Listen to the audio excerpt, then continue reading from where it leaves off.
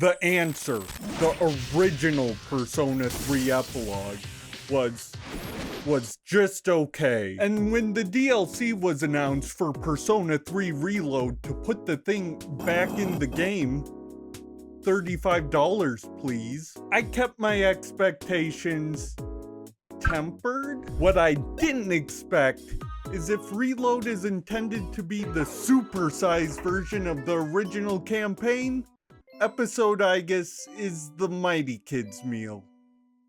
The reference might need to be explained. The DLC is an insulting spin on the original concept of which it is based.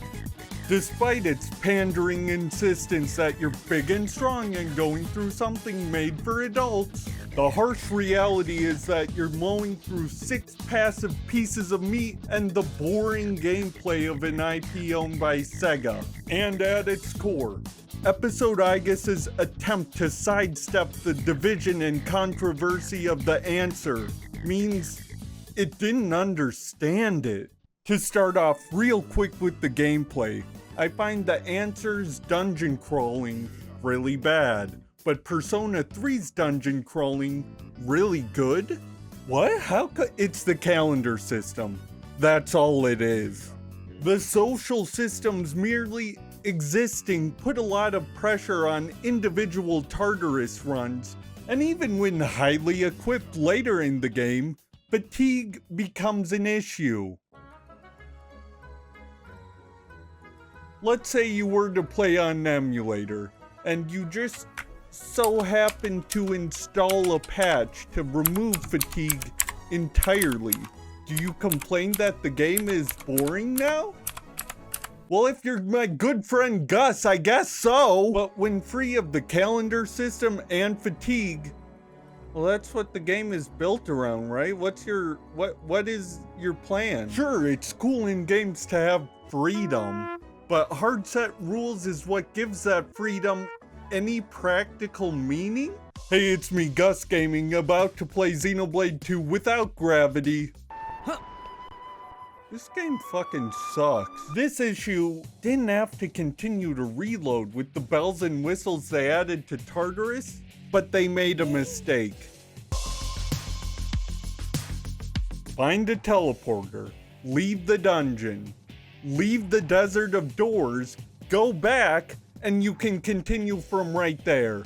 Considering and weighing your resources not just for the moment but in the long run, you know, one of the core tenets of most RPGs, don't really have to do that. Now I understand there's modernizing a game, making it less frustrating, but consider me a curious Cammy when the healing clock from the main campaign is right there and it still has a cost.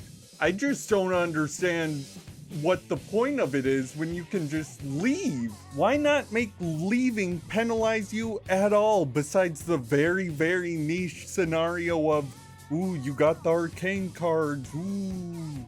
I'll admit, I'm not a super high level player and I'm kind of dumb as hell. So you might find fun in the fact that the Theurgies got rebalanced and the lawnmower is gone. But for me, these more basic level additions, I don't find them fun. But what is more interesting, I think, is how the story sucks now. I know the answer wasn't always received well, and I've even been told it's character assassination for Yukari Takeba, but I don't think so. Yes, people still act stupid, but I don't think that's the writing's fault. I personally believe it's more on the voice direction. There's a weird sort of venom. I came because Mitsuru-senpai called for me just in case, and I get caught up in this? Give me a break. To catch you up, the C's are trapped in a Groundhog Day and also in their dorm, unable to move on. After some guidance from friend-turned-foe Metis, they find that they are able to move on, but they could also move backwards in time and save me. Yes, if they put their keys together, they're able to save the main character before they die, which again the game says is me. Now this is where the gamers get sort of perplexed and really mad because why are they having this discussion? Just move on. Don't care about the grief. Buddy, you just played an entire fucking game about why it's not that easy. I think the answer's premise was fine, but this is where episode Aigis completely drops the ball. At the time of the conflict, they're all just so reluctant. Nobody wants to insult each other. And you might think, yeah, because they spent a whole year saving the world, but it's not that simple. It's obviously a cosmic, exceptional situation, but if you bring it down to something more grounded, it's about friends forcing other friends into a decision that will affect both of them, in their view, negatively. Their insults aren't meant to be taken at face value. They're meant to say, you're better than this, stop being stupid. Of course there's gonna be anger, regret, and meanness coming out, but at the end of the day, if they could all leave independently, I don't think these characters would. Now, you might have heard on Twitter that they entirely cut the speech that Mitsuru gave to Yukari, where she tells him how important Yukari is to her. That was a weird random lie. I don't know why people said that. If you want to say it was written worse, I agree. But I mean, it's still in the game, man. Don't lie about that. But two things aren't in the game anymore, and they change a lot. Backtracking to the conflict, it is made apparent to everyone that if Aigis loses her key, she might die. It's not a certain, but everybody has that knowledge. They don't have that knowledge in episode Aigis. It felt random to just not tell everyone, but the characters having that little nugget of knowledge in the original showed how desperate the situation was. Back to the future, as the key forms, Yukari tries to steal it, just for that one last chance. This animation is completely removed in episode Aigis. It does not exist, she just gives up.